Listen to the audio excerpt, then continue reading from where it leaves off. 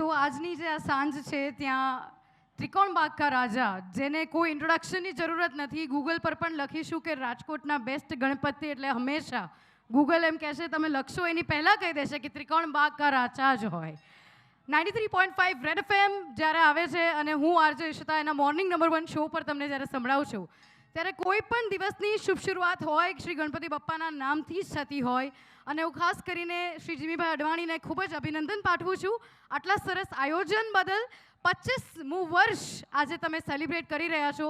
25 યર્સને આપણે silver jubilee કહેતા હોઈએ અને આટલા સરસ આયોજન જે 25 વર્ષથી એમને અનોખું રાખ્યું છે એના માટે હું એમને કોંગ્રેચ્યુલેશન્સ નહીં, સિલ્વરચ્યુએશન્સ કહીશ.